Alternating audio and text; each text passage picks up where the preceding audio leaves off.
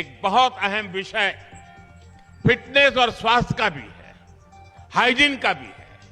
ये सब विषय आपस से जुड़े हुए हैं। बहुत बार मैं देखता हूं कि बच्चों का जीवन इतना शिथिल हो गया है कि पूरा पूरा दिन निकल जाता है, कोई शारीरिक एक्टिविटी नहीं होती है, या तो डिजिटली मोबाइल पे बैठा है या टीवी के सामने बैठा है।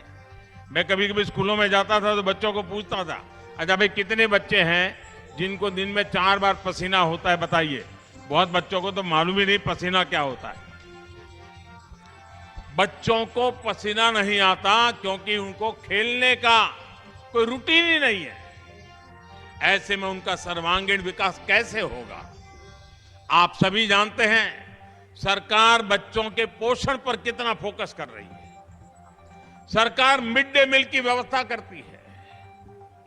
अगर भावना ये होगी कि किसी तरह खाना पूरी कर देनी है, कागजों में से सब ठीक रहना है, तो पोषण को लेकर चुनौतियां आती रहेगी। मैं उसको दूसरे तरीके से देखता हूं दोस्तों। बजट तो सरकार देती है, लेकिन हम वो देश के लोग हैं जहां पर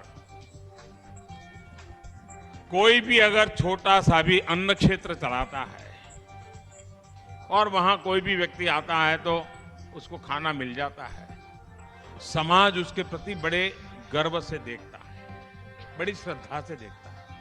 आज हम लंगर की बात करें, आज लंगर के प्रति बड़ी श्रद्धा से देखा जाता है। आज हम देखें कोई भंडारा होता है, लोगों को खिलाते हैं, बड़ी श्रद्धा। क्या हमें नहीं लगता है कि हमारी स्कूल में तो रोज भंडारा चल रहा है? उन बच्चों को खिलाने का आनंद, उनके मन को संस्कारित करने का आनंद और एक पवित्र भाव, सिर्फ उसके पेट में कुछ खाना जाता है वो इनफ नहीं है दोस्तों।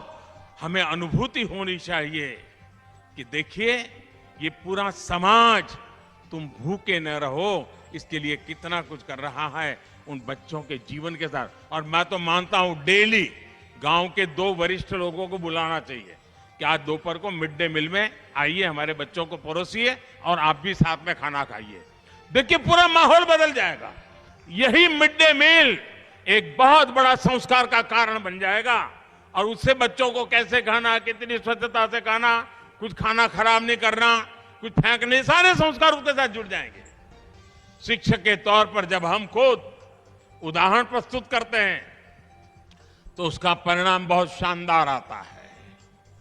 मुझे याद है एक बार मैं सीएम रहते हुए यहां गुजरात के एक आदिवासी बाहुल जिले के स्कूल में गया था।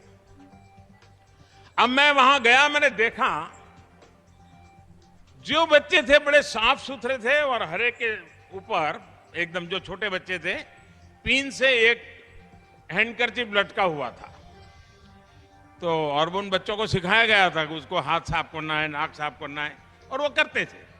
और जब स्कूल पूरा होता था तो जो टीचर थी वो सब उनसे निकाल लेती थी, घर ले जाकर के धो करके दूसरे दिन ला करके फिर लगा देती थी।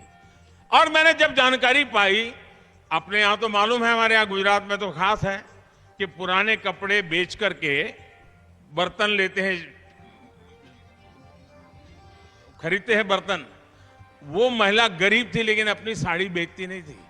वो साड़ी को काट करके हैंडकरचिप बनाती थी और बच्चों को लगाती थी। अब देखिए एक शिक्षिका अपने पुरानी साड़ी के टुकड़ों से उस बच्चों को कितना संस्कार दे रही थी, जो उसकी ड्यूटी का हिस्सा नहीं था। उसने सेंस ऑफ हाइजीन, उस आदिवासी इलाके की मां की बात कर रहा हूं मैं, भाइयों बहनों, सेंस ऑफ हाइजीन। और मैं वैसे एक और स्कूल की बात मैं बताऊं, मैं एक स्कूल में गया तो स्कूल में झोपड़ी जैसी स्कूल थी, वो बड़ी स्कूल नहीं थी, आदिवासी क्षेत्र था। तो शीशा एक लगा था, मिरर लगा था, आईना, 2x2 का आईना होगा। उस टीचर ने नियम बनाया था, जो भी स्कूल आएगा पहले आईने के सामने 5 सेकंड खड़ा रहेगा, खुद को देखेगा, फिर क्लास में जाएगा। उस एकमात्र से प्रयोग से जो भी बच्चा आता था तुरंत उसके सामने अपना बाल ठीक करता था, उसका स्वाभिमान जग जाता था। उसको लगता था मुझे ऐसे रहना चाहिए।